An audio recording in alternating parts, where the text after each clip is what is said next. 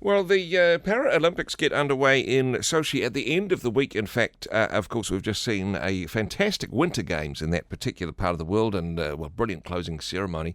A lot can change, though, in a couple of weeks. A very different environment in, Russia and the Ukraine and, a very different attitude of the world towards what is happening there. Joining us on the program now, Darren Wood from CBM. Darren, good morning. Good morning, Andrew. It certainly is amazing how quickly things can change in a few days, isn't it?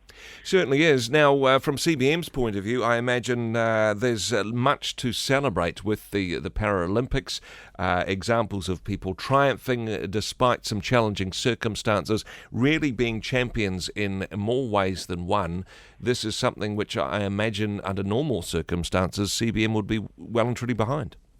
Oh, absolutely. I think, what we see with the Paralympics is people who many people see as having, less capacity than others, going out and proving that they are elite athletes. And I know with Paralympics New Zealand, the team are aiming for 2 medals. Adam Hall's looking good, and there's another couple of prospects for medalling. And it's people going out and competing on the international stage as elite athletes first and foremost, and not as people living with an impairment or a disability of some form. And just that wonderful example of what people can achieve, what the human spirit can achieve when we put our minds to things. And I was sort of thinking about it this morning, and not too far apart between Ukraine and Sochi. Mm-hmm. And, the examples of perhaps the best of humanity next to maybe some of the worst. And, it's not looking good in Ukraine, although that said, there were some, withdrawals of troops overnight, and hopefully things might settle down. But it's a volatile situation, and one that, the world is watching closely, and unfortunately may well take away from that fantastic example that's going on just a few hundred miles away. I think it is a fantastic example, and one of the things I think that the world gets right when it comes to our attitudes towards disability is that, well, yes, we have the Olympic Games, but let's use the same facilities, let's use the same infrastructure to allow people who are competing on a world stage despite having some disability to use those same facilities gives out a good message globally, really. Look, absolutely, and it shows that Paralympians are athletes exactly in the same way that our Olympians that were competing a few weeks ago are, mm-hmm. and it puts them, as you say, in exactly that same light. It's the same facilities, it's the same everything. It's as big. And, from a New Zealand point of view, if we look at the Global Sports Awards, the Laureus Awards, the biggest sports events in the world, we've got the All Blacks nominated for the Global Team of the Year, and we've got Sophie Pascoe nominated, of course, our fantastic Paralympian swimmer who seems to be, every time she gets wet, she wins a gold medal.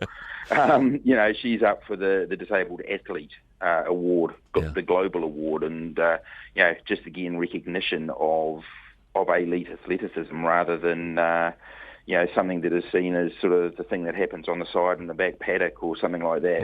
It is a recognition of achievement.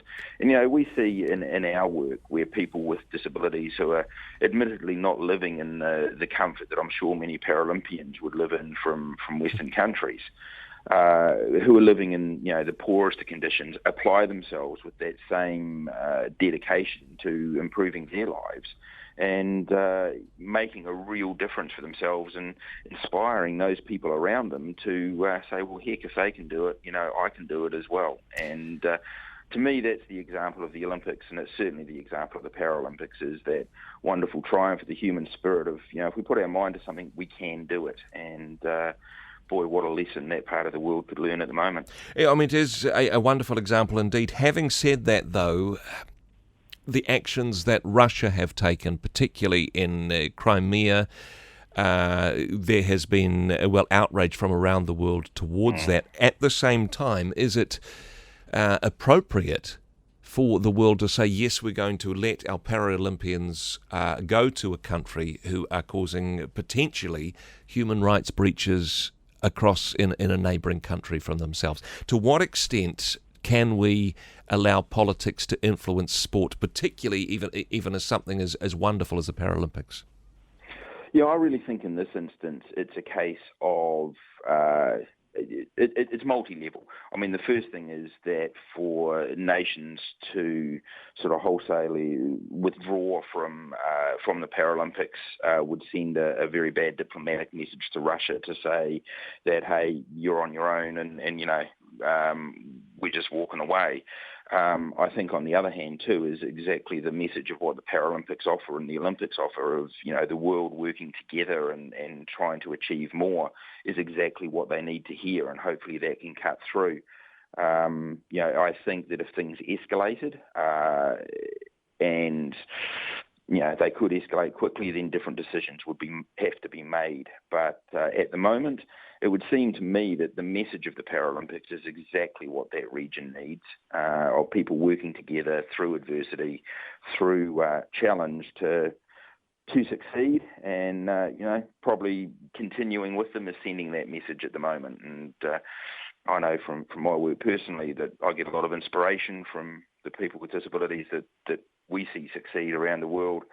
The same can happen with the Paralympics, and maybe it's a case of where sport needs to mix into the politics of it rather than politics mixing into the sport. And well, certainly our hopes and prayers for not just the Paralympics but also what seems to be a very volatile situation in the Ukraine.